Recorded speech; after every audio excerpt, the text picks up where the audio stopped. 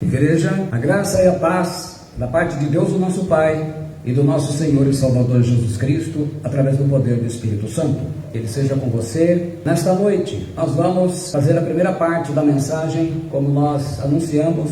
Renove sua mente, transforme sua vida. A parte 1. Os irmãos até podem ficar sentados, porque embora o texto está em Romanos 12, 1 e 2, eu vou fazer uma apresentação primeiramente do tema. Enquanto vocês procuram o texto da Epístola do Apóstolo Paulo aos Romanos, no capítulo 12, eu vou ler os versículos 1 e 2. E desde já pedindo a todos aqueles que nos ouvem pelas redes sociais, que estão se congregando, que possam compartilhar mensagens, que possam se inscrever no meu canal no YouTube e também acionar o sininho de notificações.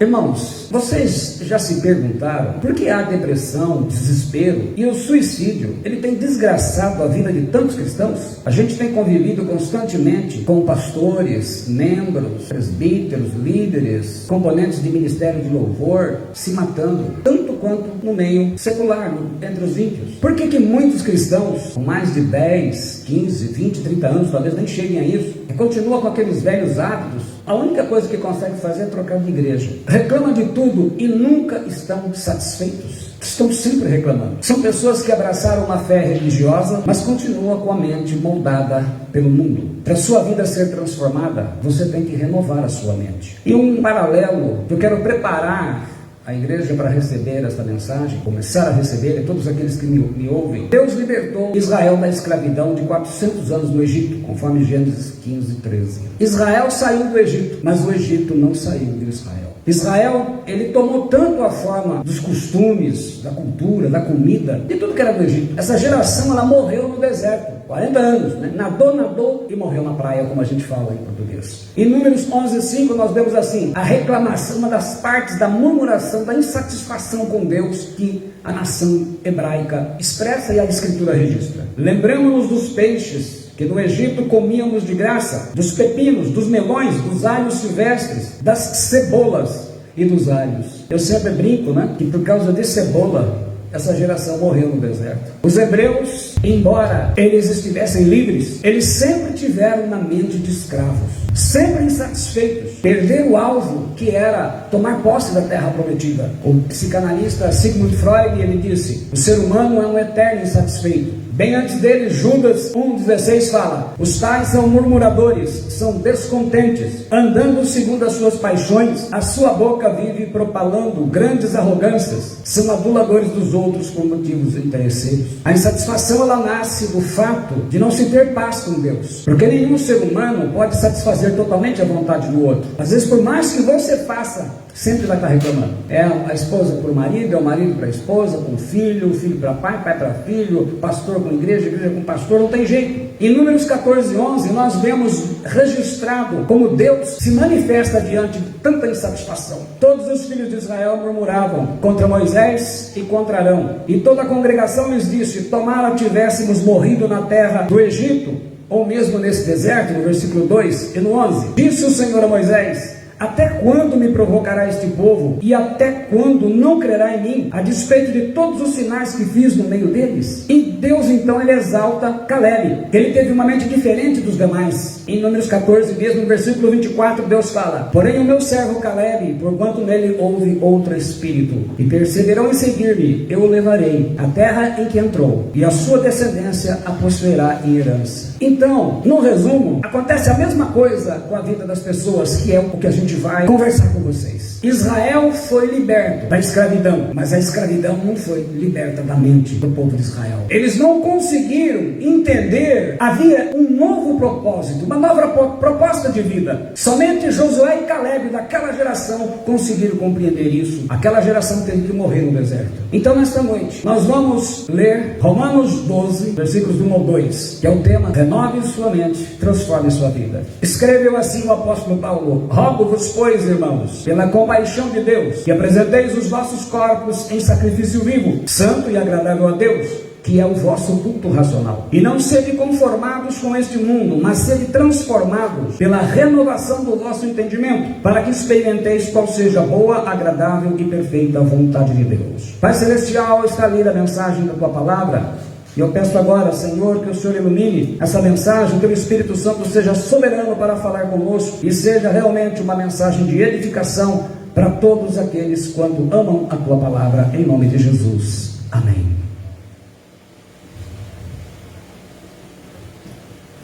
Essa mensagem ela vai ser uma resposta para muitas coisas que talvez você procurou entender e não entendeu até hoje, dos acontecimentos e do comportamento da vida das pessoas. E essa pandemia ela aflorou isso ainda mais, e muito mais a insatisfação das pessoas. E esse é o tema. Atualizada traduz assim: rogo-vos, pois, irmãos, pelas misericórdias de Deus, que apresenteis o vosso corpo por sacrifício vivo, santo e agradável a Deus, que é o vosso culto racional. E não vos conformeis com este século, mas transformados pela renovação da vossa mente, para que experimenteis qual seja a boa, agradável e perfeita vontade de Deus. A King James atualizada, versão americana, traduz assim: portanto, caros irmãos, rogo-vos pelas misericórdias de Deus, que apresenteis o vosso corpo como um sacrifício vivo, santo e agradável a Deus, que é o vosso culto espiritual. E não vos amoldeis ao sistema deste mundo, mas sede transformados pela renovação das vossas mentes, para que experimenteis qual seja a boa, agradável e perfeita vontade de Deus. E por último, para comparação, uma Bíblia recentemente lançada, a Bíblia Textual, a BTX, ela traduz: assim que vos exorto, irmãos, pelas misericórdias de Deus, a apresentar vossos corpos como um sacrifício que está vivendo santa e agradavelmente ante Deus. Esta é a vossa adoração verdadeira. E não vos adapteis a este mundo, senão sede transformados pela renovação da mente, para que discernais qual é a boa, agradável e perfeita vontade de Deus. Primeiro eu vou explicar o que significa, o que Paulo diz aqui. E depois nós vamos, hoje eu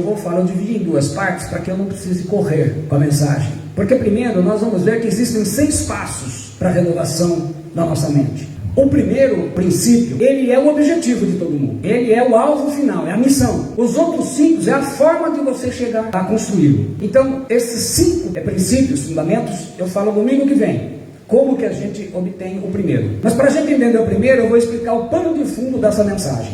O apóstolo Paulo ele era judeu e fariseu. Então ele vivia dentro do costume e da prática da lei mosaica, a lei de Moisés, para adoração. O que ele faz? Ele pega aquilo que era feito no templo, agora ele, com a visão como um apóstolo de Jesus Cristo, ele traz para a igreja. Então ele fala: rogo pela compaixão de Deus, né? Compaixão, a palavra grega, oiktirmos, quer dizer compaixão, misericórdia, piedade, dó. É aquele sentimento de dó pela dor que você tem de alguém que sofreu uma desgraça, acompanhado pela ação de ajudá-lo. É aqui ele fala de Deus. Por isso que a gente fala muitas vezes misericórdia.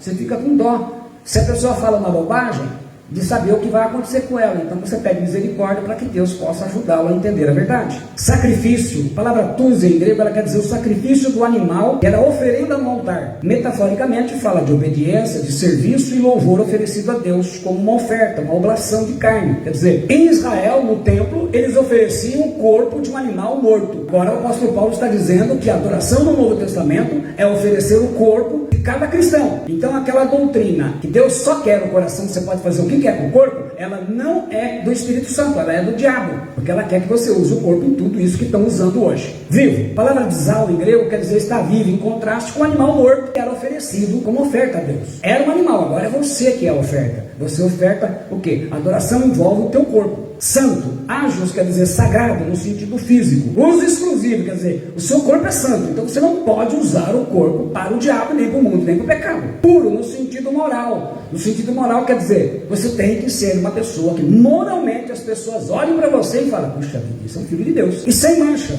no sentido cerimonial.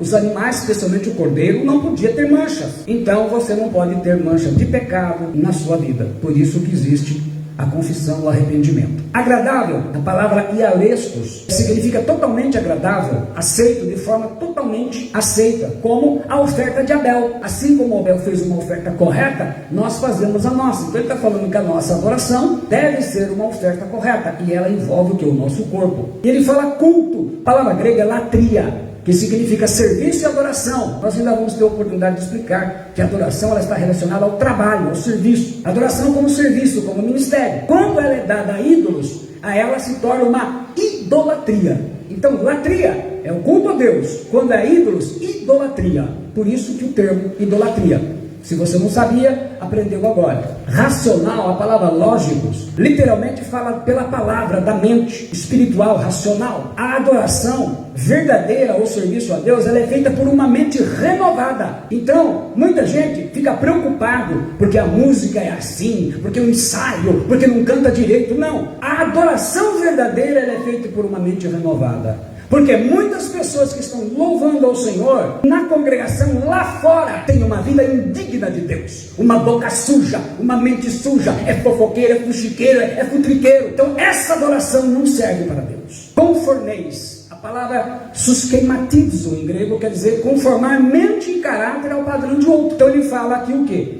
Que a gente não pode estar com o caráter e a mente no padrão do mundo. Hoje o cristão está no padrão do mundo, grande parte da igreja. Como disse muito bem um pastor esses dias, a igreja é noiva de Cristo, mas a brasileira, ela está tendo um caso como amante do diabo. Porque as coisas diabólicas estão sendo feitas. Cristão bebendo, mentindo, adulterando, se corrompendo. Significa confeccionar um molde, de acordo com a costureira faz o molde do vestido, aquele que trabalha com gesso faz o molde. Adaptar-se, moldar, modo semelhante. Então, o cristão não pode ter o molde do mundo. Aí ele diz assim, mas o que? Transformai-vos. A palavra grega metamorfo, primeiramente ela significa metamorfose, que é mudar de forma. E a palavra é aplicada àquilo que todo mundo conhece, a taturana e o mandarová, que depois são transformadas na borboleta. Então quando você olha, elas são lagartas. Depois ela se transforma em um ser totalmente diferente e bonito.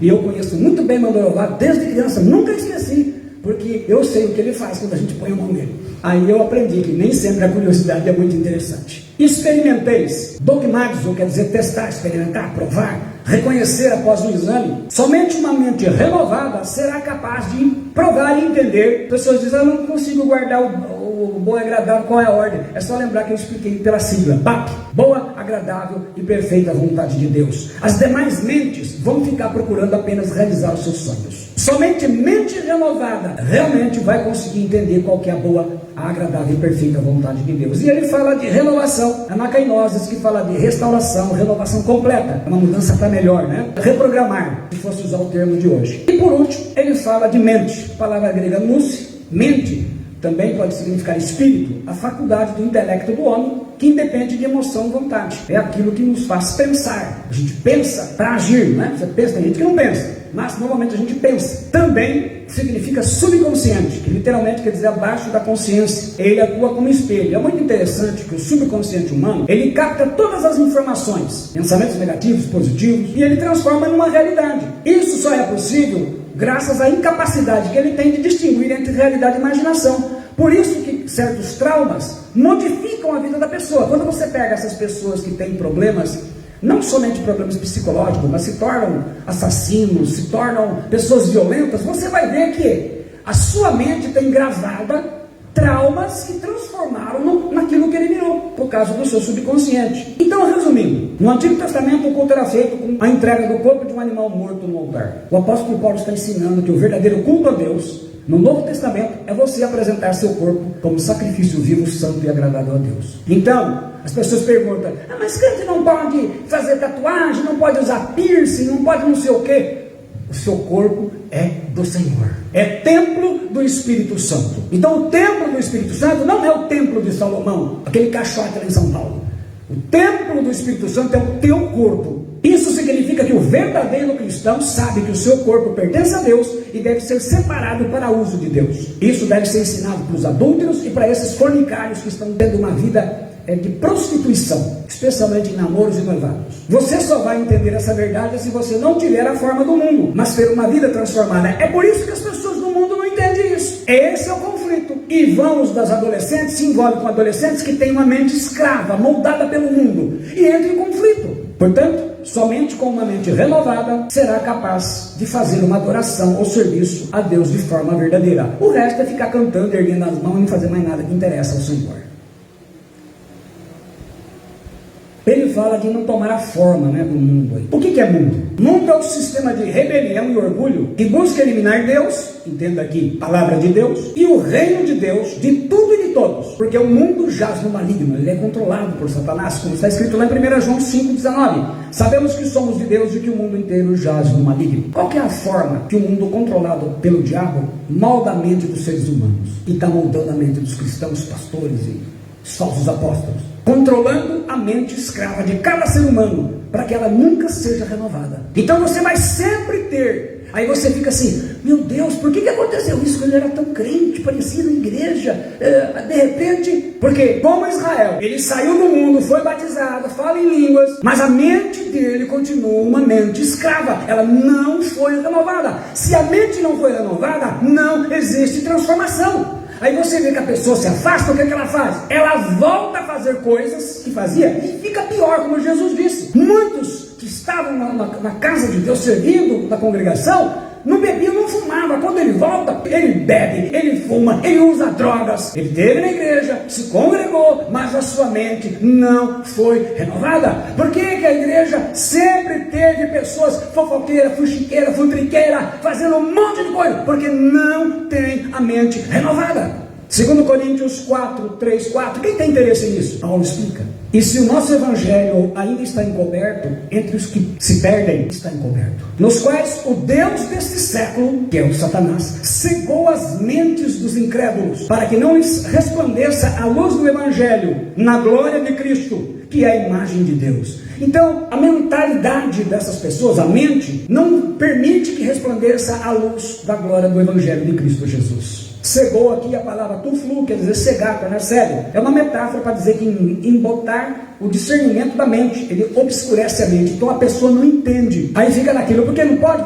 e de repente, quando você vê, ele está fazendo um monte de coisa errada. Então vamos lá. Imagens negativas que escravizam a mente. Com o quê? Como que você sabe e percebe que a mente está sendo escravizada? Desânimo espiritual. E agora isso deu bastante ênfase na pandemia. Qual que é o desânimo espiritual? As pessoas não querem mais estar congregadas. Não querem mais estar. Depressão, infelizmente, é uma batalha. Desejo de suicídio, automutilação, se corta daqui, se corta dali. Decepção, mágoa, água parada, pessoas com mágoa. A gente vê cristãos com mágoa. Ansiedade, desespero, prisão no passado. O passado não passa, está sempre lembrando coisas de lá. Solidão, raiz de amargura, que eu falei domingo passado, traumas, violência, divórcios. É por isso que existe tanto divórcio dentro no meio evangélico, inclusive com pastores. O cristão que não renovar a sua mente, ele vai ter uma vida de mente escrava e vai achar que está tudo bem, como qualquer pessoa do mundo. Escrava dos mesmos males. Depressão, como eu falei aqui, automutilação, reclamação, insatisfação constante. E infelizmente muitos vão enfrentar a luta do desejo de suicídio. Então eu preciso dar 4 avisos importantes para todos. Primeiro, tem uma batalha acontecendo na sua mente. Não importa se você acredita ou não, se você é cristão ou não, tem uma batalha. É por isso que as pessoas acabam muitas vezes fazendo bobagens, fazendo escolhas erradas. Renovar a mente é um processo muito doloroso. Israel, a primeira geração, fracassou, à exceção de Josué e Caleb. Por isso que eles morreram no deserto.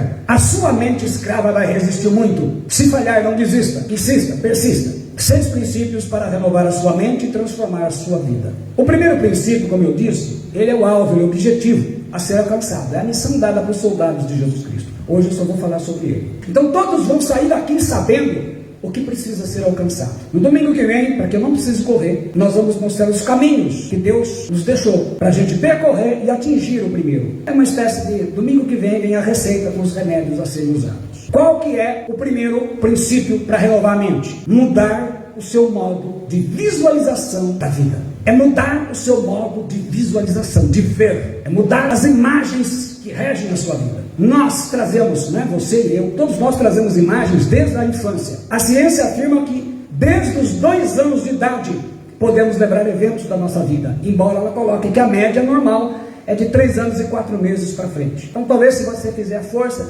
muitos só conseguem lembrar coisas de 4 anos. Aí lembra de coisas boas e de coisas ruins. Esses eventos, eles estão registrados na sua mente. São lembranças que se tornam imagens. E é interessante que uma pessoa que sofre de Alzheimer, ela esquece as coisas mais recentes, mas as coisas lá de trás, ela se lembra, porque estão gravadas no seu inconsciente, no seu subconsciente, que é esse que Paulo fala que tem que ser renovado. Se forem imagens boas, as pessoas vão ser pessoas equilibradas, felizes, não é? Pode ver que as pessoas que são criadas em lares com dificuldades, onde o pai bebe, bate na mãe, tem traição, violência, crescem pessoas com problemas. Quem é criado num lar tranquilo, de paz, se torna uma pessoa mais calma. A gente vê pessoas violentas, vêm de lares violentos. Se forem imagens ruins, vão fazer, na maioria das vezes, pessoas desequilibradas, problemáticas e infelizes. Aqui entra aquilo que eu sempre falo, e eu vou dar 2 exemplos para que vocês entendam. Imagens geram pensamentos, pensamentos geram palavras, palavras geram ações, ações geram resultados. Então a imagem é aquilo que você traz. Por exemplo, você não gosta de determinada pessoa. Você está andando na rua, de repente você vê a pessoa, gera o pensamento. Não vou querer encontrar essa pessoa não. Mas é o pensamento. Você fala, nem que for consigo mesmo. Aí, geração, o que é que eu vou? Vou desviar. Qual que é o resultado? Eu fujo da pessoa. Isso é automático.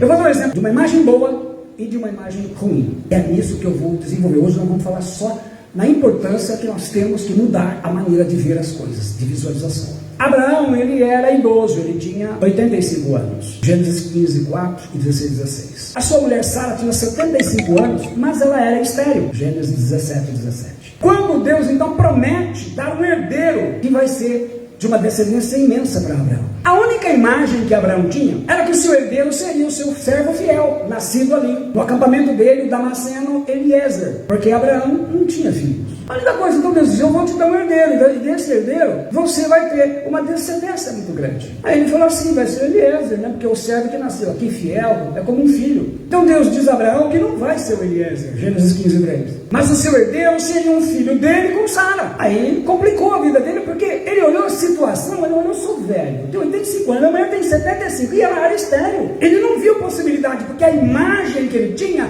era a realidade dele. Deus então precisava renovar a mente de Abraão, para que ele entendesse a sua boa, agradável e perfeita vontade. Então Deus, o que? Pela sua palavra, ele muda a imagem de fé de Abraão. Em Gênesis 15, 5 diz assim, então o levou fora e disse, olha agora para os céus e conta as estrelas, se as pode contar. E disse-lhe, assim será a tua descendência. Então Deus conduz o Abraão para fora da tenda dele, dá uma olhadinha. Ele olhou as estrelas. O que você prefere? Contar as estrelas ou crer em mim? Gênesis 15, 6 teve a resposta. E creu ele no Senhor e imputou-lhe isso por justiça. Abraão teve que escolher entre contar. O que se sabe hoje são 10 sextilhões de estrelas, calculadas recentemente. Isto é, 10 elevado à 21ª potência. Ou você põe o número 10, aí você coloca 21 zeros. Isso que se conhece, mas na época não dava para ver tudo isso. E Abraão então preferiu crer no Senhor. E assim mudou a vida dele, porque mudou a imagem. Um exemplo ruim. Aitofel era conselheiro do rei Davi. Mas tudo o que ele falava era contra a autoridade do rei, porque ele estava muito insatisfeito com o rei. Essa era a imagem que Aitofel tinha como correta para conseguir realizar suas vontades, seus planos. Está lá em 2 Samuel 16, 20. Então Aitofel, o que ele faz? Ele se aproxima do Absalão, o filho de Davi, e começa a falar e dar conselhos a Absalão contra o seu pai, que era o rei. A autoridade de Deus está lá em 2 Samuel 17, 21. Só que o príncipe Absalão prefere o conselho de Uzai, que acabou destruindo o conselho de Aitofel, como a gente lê em 2 Samuel 17, 6, 7 e 14. Então o que acontece? O Aitofel estava insatisfeito, como as pessoas estão insatisfeitas. Só que ele estava insatisfeito com a autoridade. Então o que ele faz? O jeito que ele achou de atingir o rei foi ele começou a buzinar na orelha do filho. Não, o filho está próximo, é o príncipe. Mas aí, num dado momento, tinha um outro conselheiro chamado Uzai, e a Bíblia fala que foi por vontade do Senhor, respondendo uma oração de Davi. E então o Aitofel, o que ele faz? Quando o Aitofel ele vê que o que ele falou foi desvalorizado também pelo príncipe Absalão, a sua frustração foi tão grande que ele toma uma atitude drástica e radical. Nos nossos dias, o crente mudaria de igreja. Eu orei, chegaria para o pastor, eu orei, o Espírito Santo me mandou sair. O Espírito Santo agora é responsável também por divisão. E isso porque ele é o Espírito da unidade. Aí, 2 Samuel 17, 23 diz assim, vendo, pois, Aitofel que não fora seguido o seu conselho, albardou o jumento, dispôs-se e foi para casa e para a sua cidade. Ele trabalhava fora, né? E pôs em ordem os seus negócios e se enforcou. Morreu e foi sepultado na sepultura do seu pai. Isto é, imagens geram pensamentos, pensamentos geram palavras, palavras geram ações, e ações geram resultados, que podem ser bons ou ruins. No caso de Aitofel foi ruim, porque a imagem que ele tinha era distorcida. Ele achou que a maneira dele conseguir as coisas era essa. Era indo contra o rei, utilizando-se do filho, o príncipe. Quando as imagens fortes são imagens ruins, traumas, elas dominam a mente de uma pessoa, a pessoa vive presa ao passado. E é um passado que não passa. Não se consegue viver bem o presente. Infelizmente, não dá nem para sonhar com o futuro. Toda a vida da mente da pessoa ela é construída sobre imagens, boas ou ruins. Depende da história de cada um, da infância, da adolescência, da juventude, dos casamentos, dos filhos. E o cristão, que ele não renovar a sua mente, ele vai ter uma mente escrava, que é o problema que nós temos hoje, como qualquer pessoa do mundo. Por isso que as pessoas hoje têm dificuldade dificuldade de saber quando é um cristão e quando não é. Não se trata de roupa, é a maneira de falar e de agir. E aí entram também as consequências, o quê? A depressão, a automutilação e, infelizmente, o suicídio. Como que você pode mudar sua mente inconsciente? Pode ser sozinho? Pode ser com a ajuda de um pastor que trabalha com experiência de atendimento, pode ser com um terapeuta. Muitas pessoas podem ajudar. 95% do nosso comportamento ele vem da mente inconsciente. Os medos, fobias, traumas, desejos, compulsões, crenças limitantes, tudo. E só 5% da mente consciente, a razão, sensação, análise. Nós temos uma memória RAM, registro automático de memória. E essa memória RAM, ela grava tudo. O quê? Com a sigla ALVO. Ela grava aquilo que você assiste, que você lê, que você vive e que você ouve. O que você assiste? Hoje a gente vê muitas pessoas que acabam se suicidando com coisas no WhatsApp, nas redes sociais, filmes. Muitos colaboram, inclusive. Eu estava lendo uma época uma revista de psicologia e eles estavam falando que quando saiu aquele filme O Exorcista, muitas pessoas foram possessas, sentiam o sintoma de possessão dentro do cinema, influenciados por aquilo que estavam vendo, só assistindo. Então a gente precisa saber o que anda assistindo, porque muitas imagens estão sendo gravadas na nossa mente, e isso vai redundar em ações erradas. O que você vê, você sabe que em algumas cidades a polícia ela não permite a divulgação dos números de suicídios, porque influencia e aumenta os números de suicídios. Aumentou o número, isso incentiva, então tem que controlar o que lê. O que lê? Não lê Bíblia, mas lê só coisa errada. O que você vive, essa é a única coisa que a gente não pode controlar, faz parte do dia a dia, não tem jeito. E o que você ouve? Que tipo de pessoa que você conversa? Provérbios 13:20 diz assim: quem anda com sábios será sábio, mas o companheiro dos tolos sofre aflição. Se você só anda com gente que é fofoqueira, que vive falando mal da vida dos outros, que vive reclamando de tudo, que vive insatisfeita, mudando de tudo na sua vida, não só de igreja, muitas vezes muda de marido, de mulher, é disso que a sua mente vai gravar imagens. É essa a situação. O comunismo diz: deixa as crianças até os 12 anos com eles. Eles mudam a mente, nunca mais vai ser a mesma. Não tem quem mude. Morre, mas não muda. Todas essas imagens ruins gravadas na mente, na RAM, elas precisam ser renovadas na mente. Essas imagens negativas, elas fazem a mente escrava. Que imagem? Falta de perdão, normalmente são mágoas antigas, abusos sexuais, agressões físicas e ofensas verbais. Tem pessoas que até hoje lembram que um dia a mãe, o pai, o professor falou uma palavra forte, taca aquilo lá, e aquilo ainda traz agressões físicas, de repente apanhou mesmo, levou pancada de alguém da família que não esperava, ou é assim, traições no casamento, humilhações e violência sofrida, sentimento de culpa, complexos de inferioridade, racismo, solidão emocional, baixa estima, depressão, ansiedade, angústia, que leva muitas vezes a pessoa à automutilação e muitas vezes a tentativa de suicídio. Aí a gente fica escandalizado, mas era cristão, era crente, era evangélico.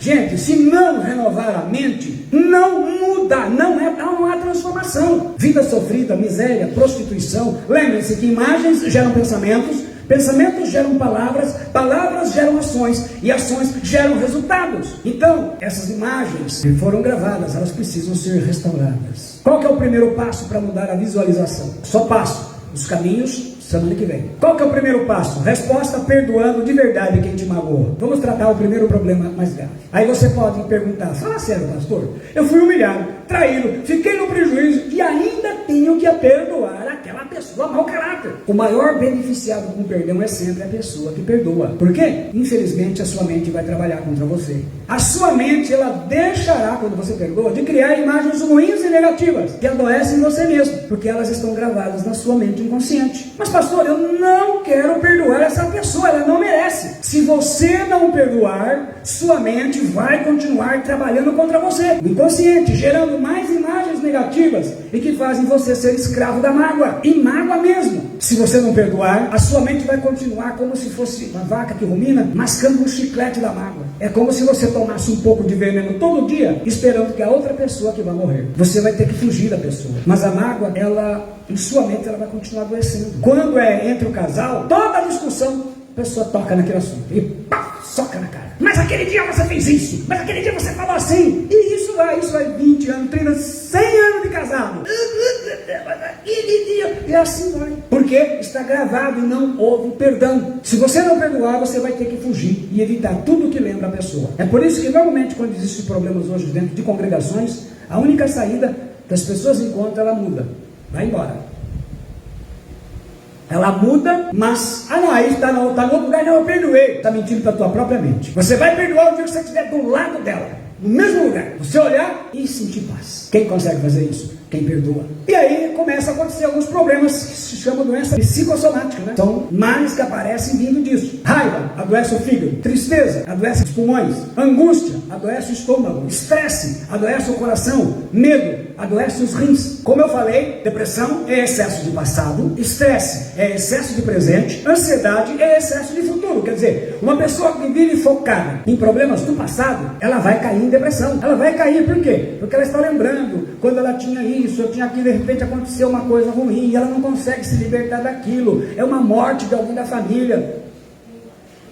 Seja qual for, o estresse é o excesso de presente, está preocupada hoje, não tem isso, não tem aquilo, vai faltar aquilo, fica estressado, não consegue dar conta das coisas, adoece, entra em estresse, e a ansiedade é excesso de futuro. Eu não sei se vai dar certo isso, eu não sei se aquilo vai dar certo, eu não sei, eu começo. Vai ficar com ansiedade. Basta ouvir o nome da pessoa que te magoou, ou vê-la, ainda que de longe, e novas imagens ruins na sua mente irá criar, mesmo que seja pela internet. De repente você está procurando lá, aí você vê a pessoa que te magoou bem, tá lá, porque na internet está todo mundo bem, né? Posta lá, fazendo um monte de coisa boa, você fala, aí ó, de novo a sua mente trabalhando. O perdão ele tem que ser sincero, né? Porque a mente ela precisa de uma nova imagem. Você não pode enganar a sua mente, esse é o problema. Por isso que eu falo assim, olha no espelho. O perdão é uma atitude e é libertador, é uma atitude, não adianta ficar esperando sentir.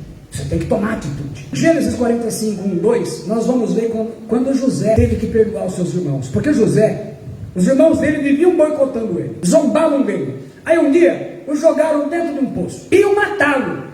Mas então, por intervenção de Judá, um dos irmãos, o que eles fazem? Eles vendem o José. E sumiu. José saiu da vida deles. Quando a coisa virou, José se encontrou a hora da vingança. José estava bem e eles estavam mal. Aí em Gênesis 45 ele narra assim: diante do apelo do irmão, José não pôde se conter, e na presença de todos os homens de seu séquito, bradou: fazei sair todos de minha presença. E ninguém ficou junto dele quando José se deu a conhecer a seus irmãos. Entretanto ele chorou tão alto que todos os egípcios o ouviram, e a notícia chegou rapidamente até o palácio do faraó. Então José ele chorou mesmo: meus irmãos, sou eu, José.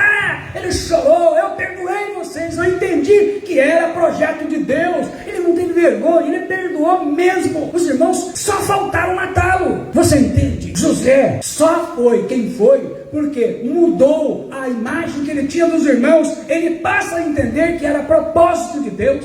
Ele passa a ver a mão de Deus naquilo. Então, agora não é mais o desejo de vingança. Ele manda trazer o pai, vem o caçula, vem todo mundo, a família está reunida, porque ele perdoou. Ele ouve perdão, o que diz aqui, ele chora alto. Então foi um choro de libertação. Ele foi liberto dessa mágoa, porque a pior coisa que tem, e isso ele sentiu, é ser rejeitado pela própria família. E ele então perdoa, não guardou mágoa. E é isso que precisa acontecer. Mesmo dentro de famílias, às vezes há um problema desse, problema com as pessoas, com os irmãos. Essa insatisfação é que é o problema, porque os irmãos viviam insatisfeitos com José. Gente, ninguém consegue satisfazer os desejos de outro. Ninguém. Então não crie expectativas. Nós somos limitados. Por isso que, para começar o processo, como eu disse, não é fácil, mas a primeira coisa, se você tem alguém para perdoar, perdoe. Começa, é uma atitude, você tem que perdoar, não importa o que fez. Eu fui chamado uma vez para orar para uma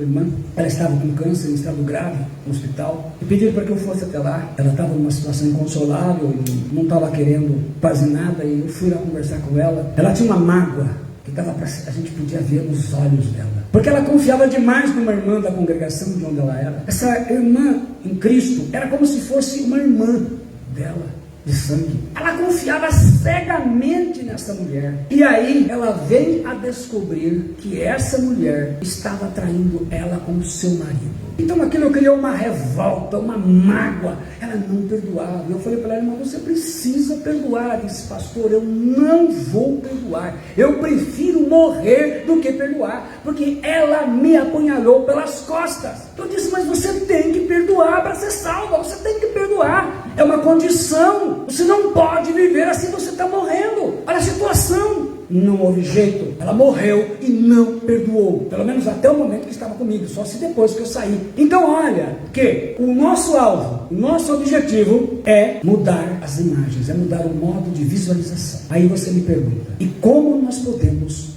fazer para mudar o modo de visualização? Tem 5 fundamentos bíblicos que domingo que vem eu estarei ministrando para vocês. Hoje eu queria só que vocês entendessem isso. Esse é o desafio que você tem. Você tem que mudar o modo de ver as coisas, de ver as pessoas, de ver quem está ao seu redor. E sim, Deus nos deu o remédio, graças a Deus. O apóstolo Paulo não escreveu isso à toa. Então no domingo que vem eu convido você para descobrir o remédio. Como que a gente muda o modo de ver as pessoas, de ver as coisas? Como que a gente faz isso?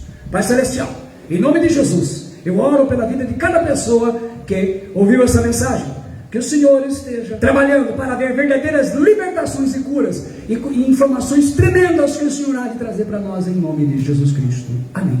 Deus te abençoe.